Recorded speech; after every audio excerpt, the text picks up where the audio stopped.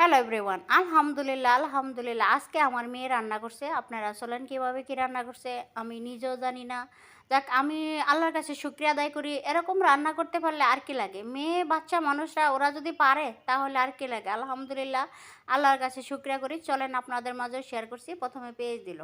দেখেন, আপনারা দেখেন, মাশাআল্লাহ অনেকটাই কিছু পারছে। আগে একটা ডিম ভাজতে গেলে মানে করতো, মানে ডিম ছিঁড়া, তেলের ছিটা লাগতো ওরকম। কিন্তু আজকে দেখলাম ভালোই পারছে। আলহামদুলিল্লাহ, আল্লাহর কাছে শুকরিয়া আদায় করি। এরকম বাচ্চারা যদি এরকম রান্না করতে পারে, আমি কোনোদিন চুলার পাশে দেই না বাচ্চাদের। কারণ আমার একটাই কথা, চুলার কাছে যাওয়া যাবে না।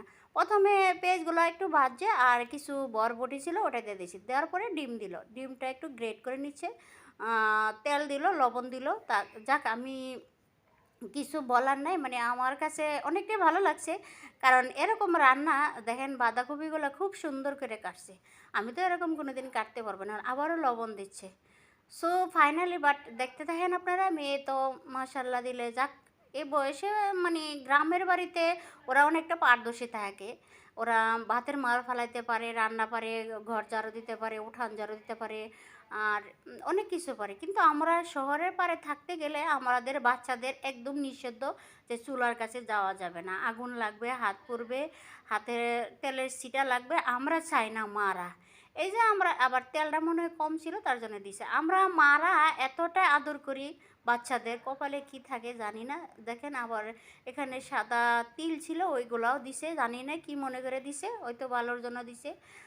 যাক, আমরা বেশিরভাগ প্রাধান্য দেই বাচ্চাদের যে ওরা কি কাজ করবে। আমরা তো সারাদিন কোনো কাজ নাই, রান্না বাড়া কাজটা আমরাই বেশিরভাগ করার চেষ্টা করি। বাচ্চাদের দিয়ে করানো মানে কমফোর্টেবল মনে করি না। তাই আমার বেশিরভাগ একটা থাকে কি কথা, চুলার কাছে যাওয়া যাবে না।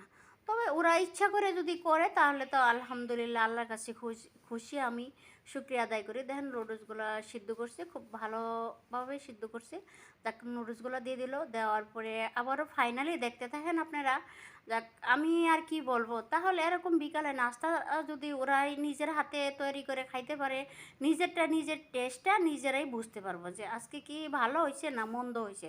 তাহলে নিজে থেকে মাথার ভিতরে একটু বুদ্ধি আবিষ্কার করব যে আজকে তো এরকম মশলাটা কম হয়েছে, লবণটা কম হয়েছে, মরিচটা কম হয়েছে। ওই রকমভাবে রান্না করতে করতে কোনো এক সময় রাঁধুনি হয়ে যাব। যাক, এরকম রান্নাটা ছিল, মানে আলহামদুলিল্লাহ। যাক, খাবারটা মানে আমার কাছে ভালো লাগছে। যে সবজিগুলো দিছে এগুলা মানে কাঁচা কাঁচা ছিল, খাইতেও মানে যে ইয়া 5 স্টার হোটেলে যে ইয়াগুলা খায়, চাইনিজের মতো রাখছিল। খাবারটা অনেকটা ভালো লাগছিল। যাক, সবাইকে কোথায় থেকে দেখছেন, আল্লাহ হাফেজ, ভালো থাকেন।